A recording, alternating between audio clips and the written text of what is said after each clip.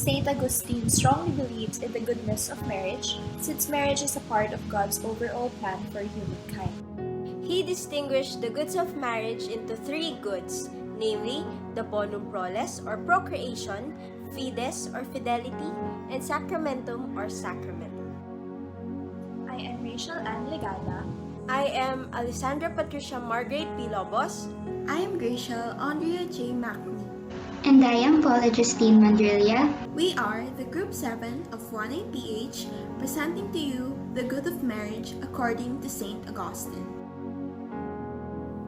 The first good of marriage is the bonum proles or the good of offspring, wherein he believes that procreation is the fruit of the union. Proles or procreation is considered as the very first good of marriage because this necessitates the continuation of humanity. According to the Catechism of the Catholic Church, the fruitfulness of conjugal love extends to the fruits of the moral, spiritual, and supernatural life that parents hand on to their children by education. Parents are the principal and first educators of their children. In this sense, the fundamental task of marriage and family is to be at the service of life. In this era, we enjoy the idea of exclusivity, such as casually dating someone and then realizing that life is most meaningful with his or her presence.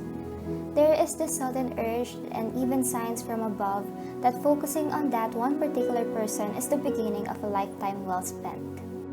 Saint Augustine identifies this as the second good of marriage, the bonum fidei, derived from the Latin word fides and defined as fidelity.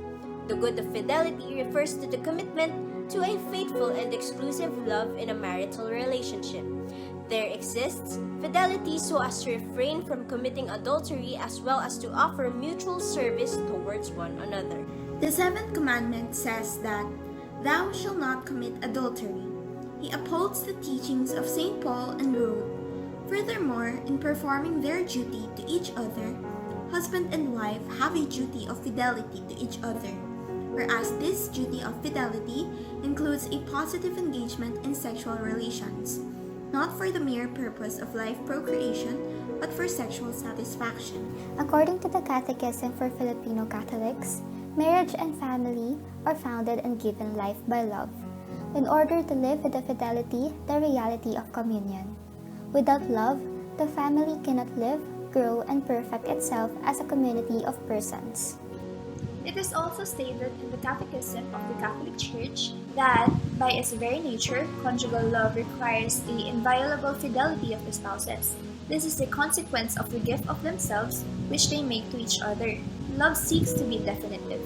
It cannot be an arrangement until further notice.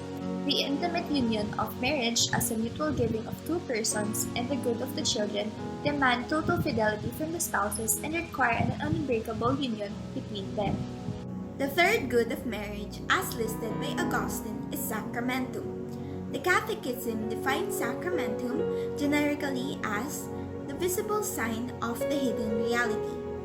Though more directly referring to the seven sacraments, this definition hits a key idea of the good of marriage as well. Augustine sees marriage as a sacrament in two ways. One, as a sacramental sign, and two, as a sacramental bond or covenant. The sacramental significance of marriage can be inferred from the citation and application of Genesis chapter 2 verse 24 in the New Testament.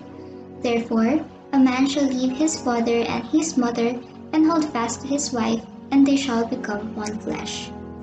Augustine describes the significance for the sanctity of marriage as being representative of Christian unity.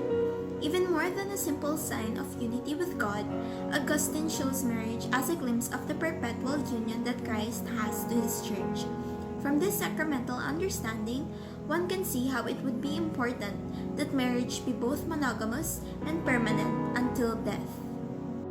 Dietrich von Hildebrand, a modern theologian, also comments that marriage serves as a symbol of God's relationship to us. The implication of this symbolism is that severed marriages distort our image of God's fidelity towards us. This distinguishes Christian marriage from other union sacramentum. It is symbolic of the stability of unity with God.